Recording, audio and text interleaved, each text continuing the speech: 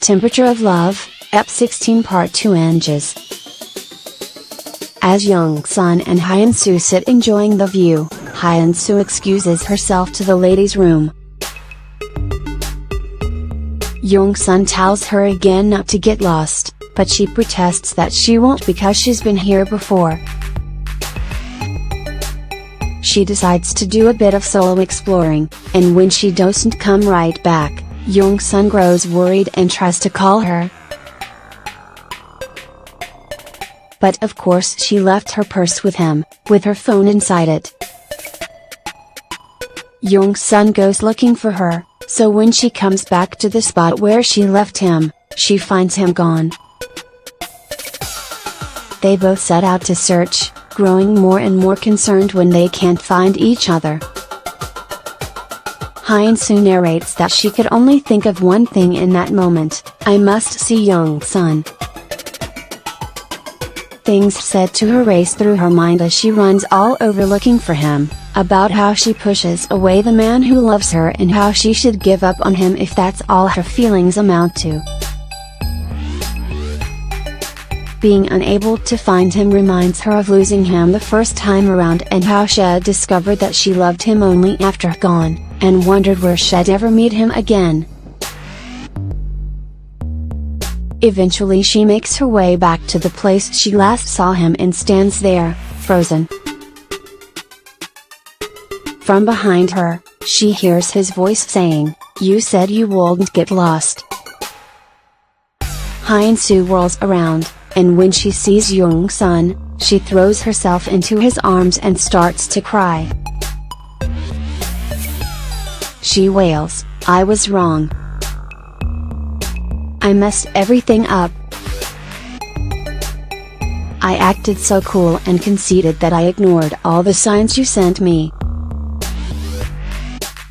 She backs up, and in a rush she confesses that she meant to call him Joggy, and Jung-sun grins, asking if that's important right now.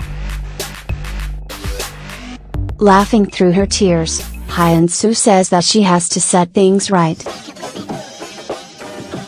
She says she's going to stop thinking, because she lost him once because she thought too much, and she's spent 5 years thinking about it. With a big happy smile, Hyun-soo tells Jung-sun, "I love you. I'm in love with you." A look of wonder comes over his face, and he tells her, "I know." She immediately chastises him for being so mean when he said she might push him away again because there's nothing stopping her from doing it twice, but Jung-sun only says with a laugh that he warned her he was difficult in other ways. Jung-sun softly tells Hyun-soo to stop talking, and opens his arms wide. She falls into them, and they stand there for a long time, savoring the moment. Just as Jung-woo finishes up his business, CPU calls him to change the terms of their agreement. He wants to fire the 2 other writers they hired, and hire Hong-ah instead. Otherwise, he warns that unruly detectives may get an episode cut, which could be devastating for on entertainment. When Junha learns that Jung-woo is on his way back to the hotel, he urges Kyung to find Hyun-soo. She texts Hyun-soo, but she and Jung-sun are enjoying their time together too much, so Hyun-soo decides to stay out. She does tell Kyung she's at the Soho Dongdong Bridge, which Junha reports to Jung-woo. He tells him it's a romantic spot, perfect for an accidental meeting.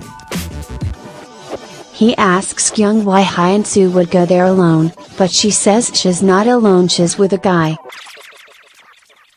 Junha frantically calls Jung-woo and says that Hyun-soo isn't at the bridge after all. But Jung-woo decides to go to the bridge anyway, as long as he's nearby.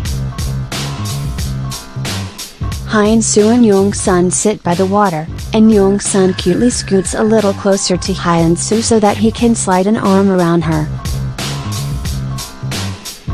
He watches her carefully for any sign that it's not welcome, but she just leans her head on his shoulder and relaxes into him.